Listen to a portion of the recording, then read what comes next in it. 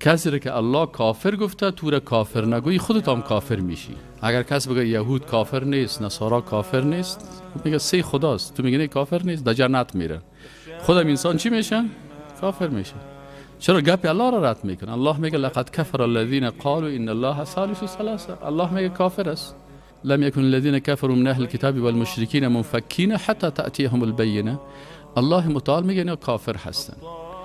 پس هر کسی که یهودی است یا نصرانی است یا مجوسی است یا هر کسی که است، اگر او آخرین پیغمبران را نپذیره و شریعت الله را، کتاب الله و سنت رسول الله صلی الله علیه و سلم نپذیره، الله متعال میگه فلن یقبل منه، از او قبول نمیشه. و هو فی الاخرة من الخاسرین. این در آخرت چی است؟ خاسرین. در آخرت خاسر کی است؟ دوزخی است. ببینید آیات قرآن امیره میگه این حال این سیکولر هایی که میگن ما سیکولر هستیم و شریعت الله را در مملکت نمیپذیره، اینمی سیکولر الله از دیگر راه و قانون و طریقه دیگر نمیپذیره و الله میگه فلا یقبل منه و هو فی الاخرة من الخاسرین.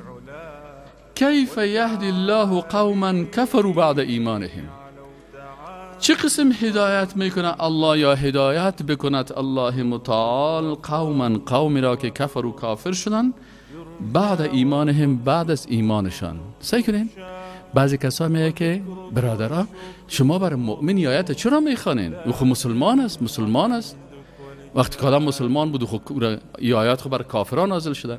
این آیت سعی کنین الله متعال میگه کیف یهدی الله قوما کفروا بعد ایمانهم. چه قسم هدایت کنه قومی را که اونا بعد از ایمان خود کافر شدن. بعضی کسا هستن که در نواقص داخل است و بعد از ایمانش از دایره دین بمونه. و شهیدوا ان الرسول حق. قبلا شهادت میدادن که رسول حق است و جاءهم البینات، برشان دلایل روشن هم اومده بود.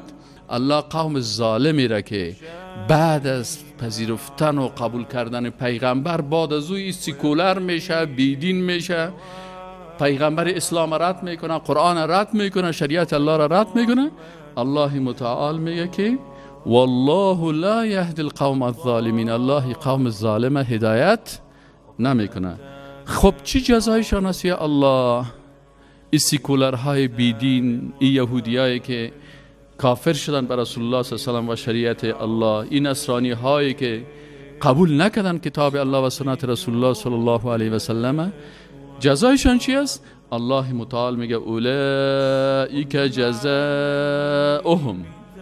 این طایفه مردم جزایشان چی است؟ ان علیهم لعنت الله والملائکه والناس اجمعین. بالای از اینا لعنت الله هست یک، لعنت ملائکه هست دو و تمامی مردم سه.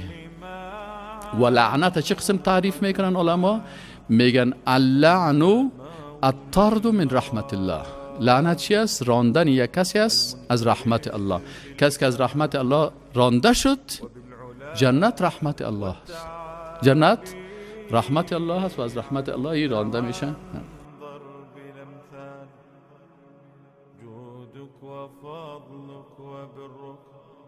يرجى وبطشك وقهرك يخشى.